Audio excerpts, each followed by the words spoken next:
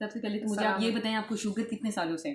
Sugar तो 4-5 साल हो गए, लेकिन अच्छा जी, तो आपकी HbA1 जो हिस्ट्री है HbA1c वो कितनी है?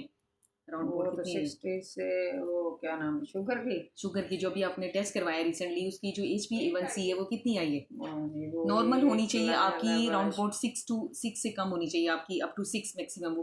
वो अब ये आपकी 8 राइट।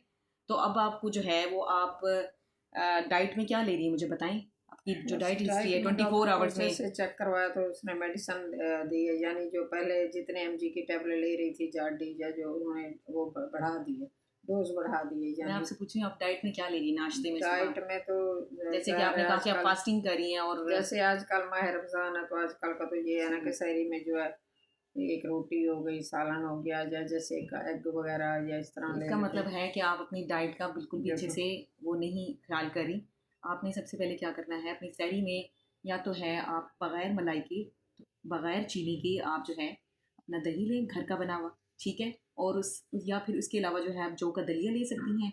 कोशिश करें अगर आपने रोटी लेनी भी है वो आपने 60 इंचज़ की, यानी छोटी सी अपने हाथ की साइज़ की, आपने जो बेसन यानी मल्टीग्रेन आटे की बनी हुई जो कि आप घर में भी इजीली बना सकती हैं, बेसन जौ और जो उसका आटा है गंदम का आटा, इसको मिक्स करके बराबर मिकदार में उसको जो है उसकी रोटी बनवाएं।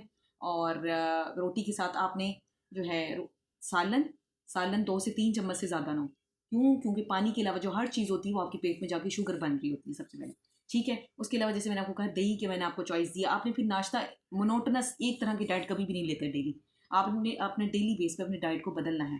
कभी आपने योगर्ट ले ली, कभी आपने जो है वो रोटी के साथ जो है एक छोटी सी 16 इंचज़ की, जैसे मैंने बताया, रोटी के साथ आपने सालन ले लिया 2-3 चम्मच का, या फिर आपने उसके अलावा जो है अपनी डाइट को चेंज करके आप क्या ले सकती हैं, आप जौ का दलिया बनवा लें, ठीक है। फीका, पहले आपने सबसे पहले पानी को बॉईल करना है, उसमें जौ का दलिया आप डालें, उसको बॉईल करें, एंड देन आपने दूध भी कम से कम उसको जो है बगैर मलाई के दूध को आपने 2 से 3 चम्मच दूध डाल दिया। एक बाउल आपका ये हो गया जौ का दलिया। अब 3 तरह की डाइट ये होगी। फिर इसी तरह एक दिन आपने कुछ जो है डिफरेंट तरह का वो आपने ले लिया, इसी तरह, हाँ, डाइट की जगह आपने इस तरह से कुछ और ले लिया, ये भी चीज़ें ले सकती हैं। इसके अलावा आपने क्या करना है, नाश्ते में ये हो गया, फिर आपने स्नैक्स लेने हैं। हर 2 घंटे के इंटरवल्स के बाद आपने थोड़ी थोड़ी स्नैक्स लेने हैं, ठीक है। ये भी अपने ख्याल करना है। और अपनी शुगर मिनिमम 5 to 6 टाइम आपने अपना शुगर लेवल चेक करना है। इसके अलावा आपने चेक करना है जी 3 टाइम मिनिमम आपका होना चाहिए। आपकी ये डायरी पे आपकी ये मेंशन होना चाहिए कि आपका बीपी लेवल कितना जा रहा है। उसके बाद आपने ये हिस्ट्री देनी होती है अपने डॉक्टर को। शुगर लेवल फास्टिंग में जो है, अब पहले तो ज़्यादा आ रहा था, 180-200, अब जो है, अब मैंने किया तो 132 पे था फास्टिंग का। अच्छा, अब इस तरह से होता है शुगर में जो है ना, वो बेसिकली ये जो जूसीस होते हैं, स्पेशली बाहर के जितनी भी केन्ड आइटम्स होती हैं डिब्बे वाली, और ये जो जूसीस होते हैं ये बहुत ज़्यादा इन्हेंस कर देते हैं शुगर लेवल को, ठीक है। आपने डिब्बा पैक जूस नहीं लेने, या वैसे भी शुगर फ्रूट्स में भी बहुत ज़्यादा शुगर ग्लूकोज लेवल बहुत ज़्यादा पाया जाता है, ठीक है। और इसके अलावा आपने क्या करना है कि अब जैसे मैंने आपको बताया, भुने हुए चने ले लिया आपने स्नैक्स में, या फिर आपने पॉपकॉर्न्स वगैरह इस तरह के ले सकती हैं।